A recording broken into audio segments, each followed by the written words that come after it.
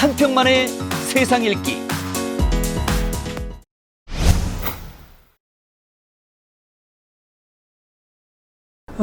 남아프리카 공화국의 비핵화를 왜 했는가라는 것을 이제 안보라든가 또 국제적인 위신이라든가 또 뭐 그러한 것들을 포함해서 이제 필요 조건, 충분 조건 이렇게 말씀을 해주셨는데, 그것을 이제 북한에 적용을 해본다면은 북한과 남아프리카 공화국이 위치한 지정학적 위치라든가 또 각 지역에서 차지하고 있는 국가 역량 또 위상이 분명하게 차이나는 것은 사실입니다만은 꼭 또 남아공의 사례를 북한에 적용할 수는 없습니다만은 그래도 적어도 안보적 문제라는 것을 해결한 된 조건, 필요 조건이라고 할 수 있는데 제가 생각하기에는 거기다 하나 덧붙인다면 당시에 이제 백인 정권이 수장이었던 드클러크 대통령이 결국 대통령의 정치적 리더십으로서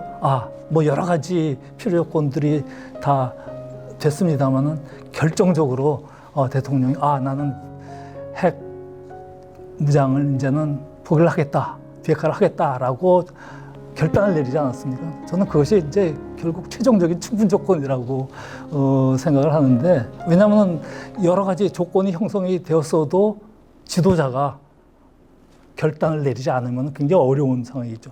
만약에 그런 상황에서 뭐 저항하는 국내 도전 세력이 뭐 쿠데타를 일으키거나 어떤 뭐 시민혁명을 일으켜서 백인 정권이 물러났으면 또 모르겠습니다만은 당시 상황으로서는 우리가 분석적으로 볼 때 지도자의 결단력이 상당히 중요한 작용을 했다라고 생각을 했는데, 반드시 북한에 그대로 적용할 수 없습니다만 북한의 리더십에게도 결국 북한 비핵화의 최종적인 결정력은, 북한은 또 체제가 굉장히 전체주의적 성격을 갖고 있기 때문에, 독재국가이기 때문에 1인 유일지의 체제이기 때문에 지도자의 결단력이라는 게 정말 결정적 요인으로 작용할 수 있다라는 생각도 하게 되는데요. 예, 그렇습니다. 사실 전쟁을 하느냐 마느냐라는 건 오로지 정치 지도자만이 결정할 수 있는 거 아닙니까? 근데 핵무장을 하느냐 마느냐, 특히 핵무장을 했다가 포기하는 문제, 이것도 폴리티컬 리더십만이 결정을 할 수 있는 것 같아요. 만약에 드클러크가 아니었고 그 전에 있었던 보타 대통령이 있었다면 저는 결코 그러지 않았을 거라고 봅니다. 그리고 만약에 또 그러한 시간이 흘러서 또 다른 상황이 또 변할 수 있거든요. 그래서 제가 볼 땐 그러한 여러 가지 기본적인 기본 여건이 만들어졌을 때 어느 폴리티컬 리더십 어떤 결정을 내렸느냐, 그리고 그것을 실제 실행하느냐라는 것은 아주 중요한, 그야말로 일이 되게 하느냐 안 되게 하느냐가 굉장히 중요한 것 같습니다.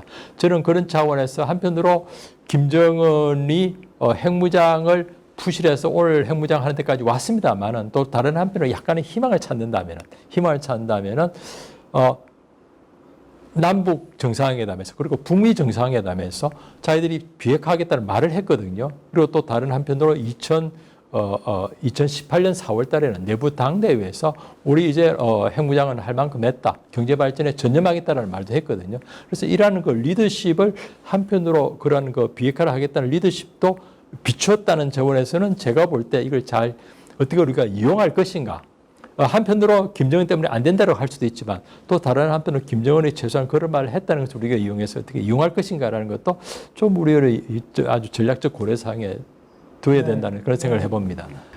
북한 비핵화의 결정적인 아주 중요한 요인으로서 김정은의 정치적 결단력, 리더십의 결단력을 지적을 하셨는데, 사실 또 어떤 측면에서 보면은 지난해 연말에 나흘 동안의 당 중앙위원회 전원회의를 거쳐서 1월 1일 발표한 그 내용에 보면은 김정은이 우리는 북한은 상시적인 핵 동원 능력을 유지를 하겠다. 사실 그것을 풀어서 얘기를 하면은 그냥 핵 무장력을 배치하겠다라는 얘기 아닙니까? 사실 실전 배치하겠다라는 얘기고, 또 지난 7월 27일 이른바 북한에서는 조국 그 해방 전쟁 승리 날이라고 했는데 6.25 전쟁 정전 협정을 체결한 7월 27일 날 김정은이 핵 무장력을 계속해서 유지를 하고 계속 발전시켜 나가겠다라고 언급을 했기 때문에 방금 지적하신 그런 포인트를 잡아서 북한 비핵화를 우리가 추동해 나가야겠습니다만은 같은 지도자 입에서 서로 어긋나는 말, 계속해서 나는 핵무장을 해 나가겠다라고 했기 때문에 우리가 좀 조심해서 접근해야 할 필요도 있지 않은가 하는 생각이 들긴 합니다. 여하튼 지적하신 그런 포인트는 우리가 앞으로 북한 핵 문제를 해결해 나가는 데 있어서 좀 잘 활용을 해야 할 포인트임에는 틀림이 없다라고 생각을 하는데요. 리비아의 경우는 어떻습니까? 리비아의 경우는 가장 손쉽게 비핵화를 한 경우라 봅니다. 아주 심각한 안보 위협이 있었거나 아주 심각한 정권 위협이 있었다면 그렇게 핵을 쉽게 하지 못했을 텐데 그렇지 않은 상황에서 이제 핵무장을 추구했고 또 하나 중요한 북한의 이제 리비아의 핵무장의 경우에 빠졌던 요인이 이 나라는 과학기술 역량이 없었던 겁니다. 그러니까 자기들이 핵무장을 한다는 것은 다 다른 나라에서 사오는 거예요. 그래서 이제 나중에 이제 볼턴이 자기가 크게 자랑하면서 내가 리비아 방식을 했다라고 했는데, 그리고 이제 리비아가 자기들이 갖고 있는 이제 리비아 방식이라는 것은 자기들이 갖고 있는 모든 일체의 핵무기 관련한 장비들을 다 포기하는 겁니다. 근데 북한처럼 자기들이 만들었던 것을 포기하는 것이 아니고 자기들이 사왔다가 창고에 넣어놨던 것을 그냥 미국으로 다시 실어갔거든요. 그러다 보면 굉장히 쉽게 해결된 거죠. 이제 리비아의 경우는 수출을 가지고 이제 이 석유 수출을 가지고 먹고 사는 나라라 해도 과언이 아닌데 그런 것들이 다 차단이 되니까 자기들이 경제를 살아야 되고 경제를 살아야지 또 체제가 유지되고 하다 보니까 북한 비핵화라는 것이 그러니까 이 리비아의 핵무장 프로그램이 과연 자기의 체제를 걸고 정권을 걸고 도발할 것인가? 그까지는 아니었던 것 같습니다. 그러다 보니까 가장 쉽게 해결된 그런 겁니다.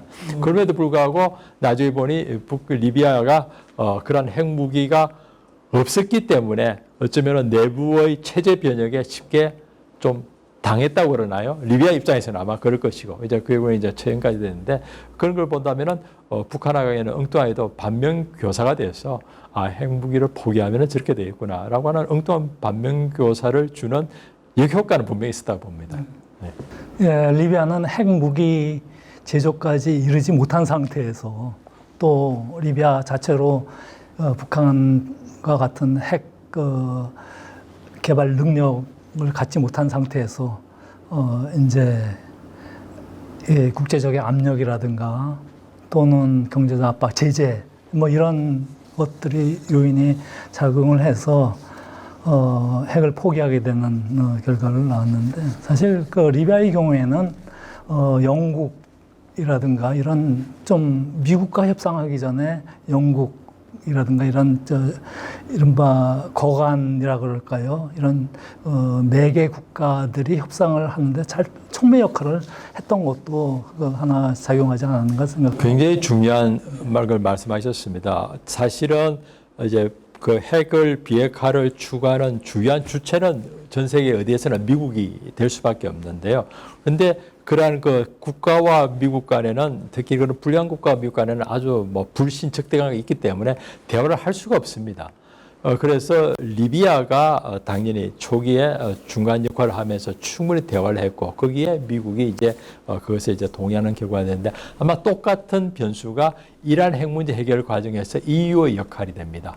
거기에서도 이제 특히 독일과 프랑스가 그런 역할이 없었다면 저는 이란 핵 합의 JCPOA에도 그렇게 쉽지 않았을 거라. 네. 마찬가지 그런 공감을 합니다. 예, 이란 말씀을 하셨습니다만은 그 JCPOA 포괄적 공동 행동 계획이라서 비교적 비핵화로 순탄하게 진행되는 줄 많은 전문가들 또 국제사회가 조심스럽게 기대를 한 것이 사실인데, 유감스럽게 또 중동 지역의 국제적인 지형 때문에 트럼프 행정부에 들어서 미국이 거기에서 이탈했기 때문에 아직 완전히 깨진 상태는 아닙니다만은 그래도 포괄적 공동 행동 계획에 이르기까지는 비교적 그 협상도 잘 되고 또 이란 당국도 일정한 수준까지는 비핵화로 향하는 그 의지가 있었던 것이 아닌가 이렇게 평가를 하는데 사실 그 중동 지역은 워낙 그 국제 그 정치가 복잡해서 뭐 일괄적으로 설명드리기는 어렵습니다만은 우리가 제가 한 가지 덧붙이고 싶은 것은 리비아의 경우 우리가 좀 잘못 알려진 경우인데 물론 리비아는 핵무기를 보유하기 전에 잘 설명해 주신 것처럼 그 이전에 핵을 포기한 성공적인 사례인데 리비아가 2003년 12월 달에 그런 협상 과정을 통해서 핵 포기, 즉 대량 살상 무기 전체를 포기하겠다라고 선언을 하고 사실 2004년 상반기에 이르면 거의 다 그 리비아가 보유했던 그 핵 으로 향하는 물질이라든가 또는 뭐 여러 가지 장비라든가 미국으로 이전하지 않았습니까? 그러면서 이제 미국이 양자 간에 연락사무소도 개설하고 또 제재도 해제하고 결국 몇 년 있다가 외교관계 정상화하고 또 미국의 국무장관이 한 50여 년 만에 처음으로 리비아를 방문을 해서 양자 관계도 개선을 하고 그게 이제 2003년 말부터 2004년, 5년, 6년 그리고 리비아는 상당히 경제 발전을 했습니다. 그 이후로. 그런데 이제 2010년 말부터 11년 사이에 중동 북아프리카에서 이른바 그 SNS 혁명, 시민혁명이 발발을 했는데 뭐 튀니지로부터 시작을 해서 뭐 예멘이라든가 이집트라든가 오랜 독재자들을 물치기 위한 이제 시민혁명이 일어났는데 리비아도 그 영향을 받게 되었죠. 그래서 근데 리비아의 경우는 핵을 포기했기 때문에 리비아가 뭐 이 카다피가 죽게 되었다라고 우리가 너무 잘못 알려져 있습니다.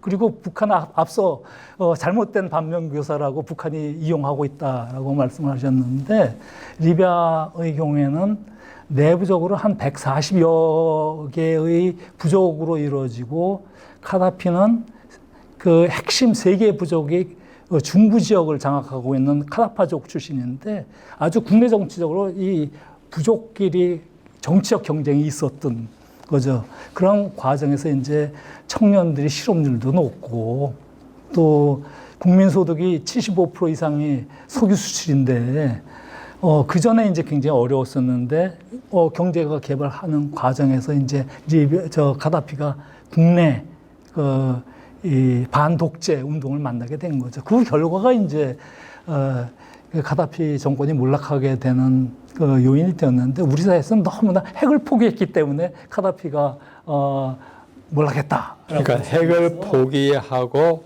정권을 무너진 거는 굉장히 먼 시간이 있으니까 저는 직접적인 인과관계는 없다고 봅니다. 근데 만약에 북한이 리비아의 핵을 가지고 있었다. 물론 핵을 가지고 있었다면은 이미 그전에 경제가 파탄이 났겠죠. 석유 의존을 하니까.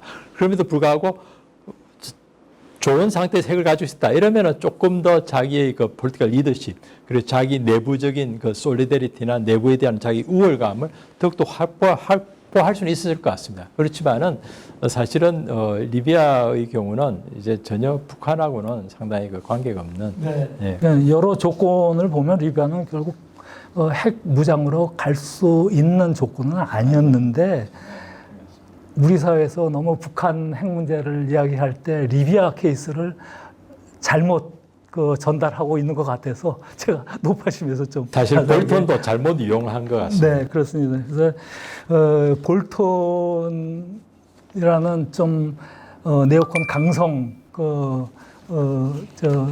정책가에 대한 선호 문제로 이 볼턴이 CBID도 주장을 했고 용어도 만들어냈기 때문에 볼턴이 그래서 리비아의 핵 비핵화가 성공했다. 뭐 볼턴은 자랑합니다만은 그것이 잘못 우리 사회에서는 알려져 있는 것 아닌가 하는 생각이 듭니다. 자, 이제 이 국제 사례도 검토를 했으니 우리 지난 한 2년 남짓해서 이 남북 정상회담도 3차례 하고 또 북미 정상회담도 2차례 하고 트럼프 대통령이 역사상 처음으로 북한이 지도자랑 회담을 2차례나 하지 않았습니까? 그런데 싱가포르에서 한 회담에서는 그래도 정상 공동성명이 발표되었는데 지난해 2월, 즉 2019년 2월 하노이에서 한 제2차 정상회담은 아무런 합의도 없고 결렬 상태로 끝나고 말았습니다. 그리고 그 이후에 이제 북한이 그 핵에 대한 입장이 상당히 바뀌게 됐는데 그러한 일련의 과정은 아마 우리 이 대담을 보는 분들이 다 이제 가까운 과거 일이기 때문에 다 이해하시라고 생각을 하고 현재 한 앞서 말씀을 드렸습니다만 30에서 60개의 핵무기를 보유하고 있고 또 농축 우라늄 시설 계속 가동을 하고 있고 플루토늄 시설도 여전히 그 자리에 있고 그다음에 중장거리 탄도미사일 대륙간 탄도미사일 능력까지 확보한 김정은 정권과의 협상이 정말 지난합니다마는 앞으로 그래도 우리가 북한 비핵화를 포기해서는 안 되지 않습니까? 그러면 우리가 그동안에 얘기한 국내적인 경험 또 국제적인 사례 이런 것 그다음에 현재의 상황을 좀 이렇게 전부 다 결부를 시켜서 그러면 북한 비핵화 어떻게 해 나가야 할 것인가에 대해서 좀 어렵습니다만은 우리가 그래도 북한 비핵화가 한반도 평화와 또 궁극적으로 통일로 가는 길을 마련하기 위해서는 북한 비핵화를 성사시켜야 되는데 어렵지만 좀 견해를 말씀해 주시죠. 우선 북한 비핵화가 이미 물 건너갔다 이제 이런 말도 하는 것 같습니다. 그런데 저는 절대로 물 건너 가도록 내버려 두어서는 안 된다.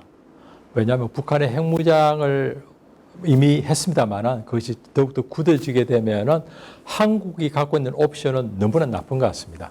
만약에 핵무장이 굳게 되면은 북한은 우리보다도 월등한 핵 우월 능력을 갖게 되는 것이고, 그랬을 때 한국이 할 수 있는 대응할 수 있는 방법은 물론 뭐 다양한 재래식 군사력을 갖추는 방법도 있겠습니다만은 무슨 돈이 너무 들고 우리가 아무리 재래식 군사 능력을 갖고 있다라도 스스로 불안하고, 그랬을 때 우리가 안심할 수 있는 방법은 한미동맹에 더욱더 의존하거나, 그러다 보면 미국의 미사일 디펜스를 가져오거나 미국의 중거리 미사일을 더 가져오거나, 안 그러면 우리가 스스로 핵무장하는 것 뿐이거든요. 근데 그것은 우리가 국내적으로 너무나 부담스러운, 그리고 우리의 여러 가지 우리 외교 정책에도 너무나 해로운 이제 정책이 될 수밖에 없다 봅니다. 그렇기 때문에 북한 비핵화는 수단 방법을 가리지 않고 우리는 해야 되겠다라는 것이 제 개인적인 생각이고요. 그리고 이제 아까 말씀하셨듯이 2017년에 북한의 엄청난 핵 도발, 미사일 도발이 있었습니다. 그러다 보니 뭐 한국전 이후 최대의 북핵 위기, 전쟁 위기가 있었다 이런 말도 하는데, 그 당시에 우리는 다시 한번 심각한 고민을 했습니다. 어떻게 해야 되지? 그래서 있을 때 저는 크게 우리가 한 4개의 큰 옵션을 가지고 있다고 봅니다. 하나는 북한이 핵무장이 있으니까 우리도 계속 군비 증강을 계속하는 겁니다. 그게 이제 하나의 저는 옵션이라고 보는데요. 그러면 어떻게 되느냐라고 했을 때 우리가 갖고 있는 아마 돈을 우리의 군비 증강에 거의 다 쏟아야 될 거라고 봅니다. 저는 상당 우리가 갖고 있는 교육, 복지 이런 돈들을 계속해도 마치 북한이 그렇게 하듯이 우리도 해도 계속 불안할 거라고 봅니다. 그걸 안 했을 때 우리가 스스로 핵무장하는 건 더욱더 위험하고 더욱더 돈이 많이 들거든요. 그렇다면 그 코스를 갈 것이냐? 그래도 저는 그것을 이제 공포의 균형 코스라고 하는데, 여전히 그것에 대해서 우리는 약간 준비는 해야 되겠다. 플랜 B나 C로서 준비해야 된다는 생각을 하고요. 그리고 그렇다면 그걸 선택을 안 하면 어떻게 되느냐고 했을 때, 그럼 할 수 없이 북한 핵과 살아야 되는 거죠. 그럼 북한 핵을 머리에 이고 사야 되는 겁니다. 근데 저는 아까 말씀드렸듯이 그거는 도저히 저는 우리 국민도 용납하기 힘들고 너무나 힘들다는 것이죠. 그렇게 되면 우리는 북한이 하자는 대로, 북한이 위협하는 대로 그냥 끌려갈 수밖에 없는 상황입니다. 그럼 다른 옵션이 뭐가 있느냐? 북한의 핵을 재개하는 방법이 뭐가 있느냐? 저는 2가지 방법이 있다고 봅니다. 하나는 강제로 제거하는 방법, 하나는 협상을 통해서 제거하는 방법이라고 합니다. 강제로 제거하는 방법은 군사적인 조치가 있는 거죠. 그리고 북한의 정권 교체, 체제 붕괴를 시키는 겁니다. 근데 그 두 가지는 우리가 30년 전부터 계속 말을 했는데 한 번도 시도를 못했어요. 근데 지금 시도하기에는 더욱더 위험하고 아마 계속 못할 것 같습니다. 북한이 스스로 붕괴하면 모르겠지만 우리가 붕괴시킨다는 건 어렵기도 하려니와 군사적 조치는 가면 갈수록 더욱더 힘들어진다는 것이고요. 그러면은 협상을 통해서 북한을 비핵화를 시킬 방법이 있습니다. 어찌 보면 유일한 방법이긴 한데 여기도 큰 문제가 있습니다. 이미 협상을 하려고 해서 지난 30년간에 적게는 3번, 크게는 한 7, 8번 크고 작은 합의가 만들어졌지만 북한이 다 불행해버렸거든요. 그래서 많은 사람들이 우리가 북한이 파는 말을 더 이상 2번 살 수는 없다. 그러니까 북한과 협상해봤자 다 소용이 없다라는 것이죠. 근데 저는 다시 한번 좀 생각을 하자고 말하고 싶습니다. 과연 우리가 북한과 했던 협상이 제대로 된 협상이었는가? 제대로 된 합의문이었는가? 그리고 합의문을 우리가 제대로 이행하려고 했던가? 그렇지 않았던 것 같습니다. 그러니까 합의문도 너무나 급조돼가지고 엉터리 합의문이 만들어졌고 너무나 많은 함정이 있는 합의문이 만들어졌고요. 그리고 합의문 이행하는 과정에서도 우리나 미국의 마음속에는 북한이 언젠가 무너질 텐데 라는 생각이 있다 보니까 그 합의의 이행이 굉장히 느렸거나 좀 부실했던 건 사실했던 것 같습니다. 북한도 마찬가지죠. 북한도 최대한 쏘겨야 되니까. 저는 우리가 다른 방법보다 어려운 방법, 힘든 방법을 하기 전에 플랜 B, C로 가기 전에 여전히 저는 플랜 A를 좀 더 추구해야 된다고 봅니다. 이제 특히 북한으로 아까 말씀드린 바와 같이 북한이 핵무장을 했던 동기를 일단은 우리가 일부를 해소하지 않고서는 비핵화를 하는 것은 그거는 어거지다라고 저는 억지라고 생각을 합니다. 그렇기 때문에 북한의 안보 문제, 북한의 지위 문제를 조금은 해결하면서 그게 상응하는 비핵화를 나가자는 것이죠.